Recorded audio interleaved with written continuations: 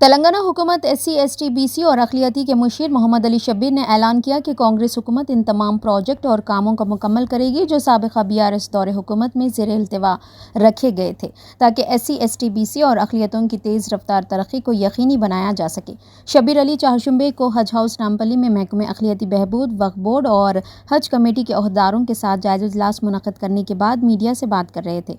उन्होंने कहा कि गार्डन व्यू वक्फ माल, जो कि गुज़िश्ता 17 सालों से ज़ेर इल्तिवा है, जल्द मुकम्मल कर लिया जाएगा। उन्होंने बताया कि 2005 में डॉक्टर YS राजशेखर रेड्डी हुकूमत में उस वक्त के अक़लियती बहबूद के वज़ीर की हैसियत से उन्होंने 22 करोड़ रुपए से ज़्यादा खर्च करके हज हाउस के दोनों तरफ 2 ज़मीन के टुकड़े खरीदने में अहम किरदार अदा किया था।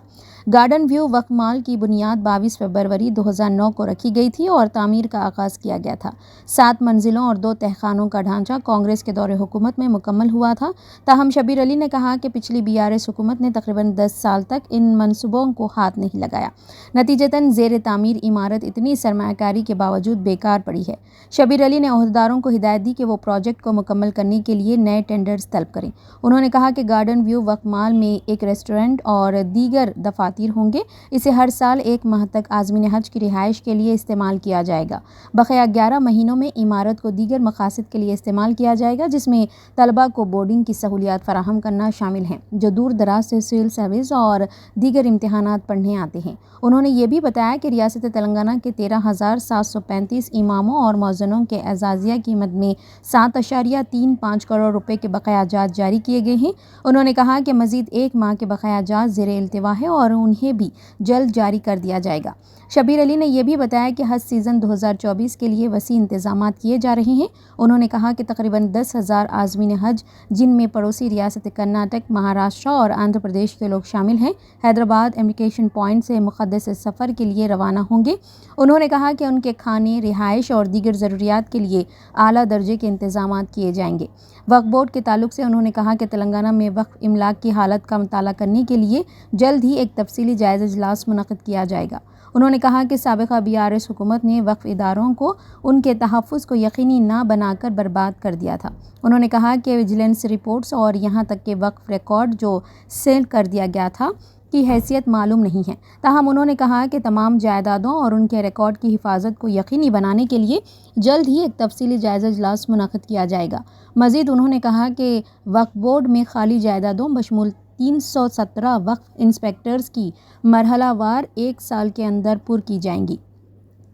शब्बीर अली ने कहा कि तेलंगाना में उर्दू को दूसरी सरकारी ज़ुबान के तौर पर नाफिज करने की कोशिशों की अहिया किया जाएगा। उन्होंने साबिक़ KCR हुकूमत पर उर्दू एकेडमी और उसके कंप्यूटर मराकज़ और लाइब्रेरियों को फ़ंड्स और अफरादी क़ुव्वत ना देकर तबाह कर दिया। उन्होंने कहा कि उर्दू एकेडमी इदारा बनकर रह गई है। उन्होंने कहा कि उर्दू एकेडमी को मजबूत किया जाएगा। शब्बीर अली ने कहा कि अक़लियती बहबूद का कलमदान ख़ुद चीफ मिनिस्टर रेवंत रेड्डी के पास है और वो इस बात को यकीनी बनाएंगे कि तमाम स्कीमों को सही तरीके से नाफिज किया जाए और तमाम महकमों को वक्त पर मतलूबा फंड्स मिलें। दफ़ा हम लोगों को प्रपोजल भिजाने में बहुत ज़्यादा लोगों को एकदम 250 कितनों को भिजाए थे, 314 आदमी के एकदम भिजाते। फाइनेंस डिपार्टमेंट डर के भाग गया, कैंसर रिजेक्ट कर दिया। उसको कुछ चीज़ें ऐसा खाना रहता, कुछ ऐसा खाना, तो थोड़ा थोड़ा करके भिजाते कि एक 100 दे भाई, फिर एक मरतबा 100 दे भाई। वो तो फाइनेंस देखा, तो उठा के 314 आदमी को आज दे दो बोले तो रिजेक्ट हो गया वो। अब हम उसको कुछ सब एक आइडिया से उससे पहले से प्लानिंग करके बातचीत करके हम 30%, 40%, 50% 1 साल में भर्ती करेंगे, मगर थोड़ा वो 314 लोगों को भर्ती करने के लिए अभी बातचीत हुई है।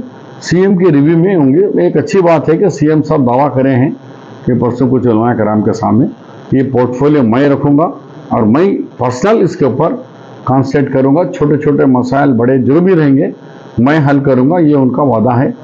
हम भरोसा करना चाहिए, आप भी भरोसा करिए। आपके पास भी कुछ अच्छे सजेशन है तो मैं तो खुला हूँ, कभी भी फ़ोन ऑन रहता, मेरे को दीजिए। पुराना आदमी हूँ और ज़रूर हम सब मिलकर आपके तजावीज़ मेरा दिमाग में, आपके दिमाग में, इन डिपार्टमेंट के मिलके हम सब इसकी अच्छाई, बेहतरी, इस जायदादों को बचाने के लिए जितनी चाहे उतनी कोशिश करेंगे।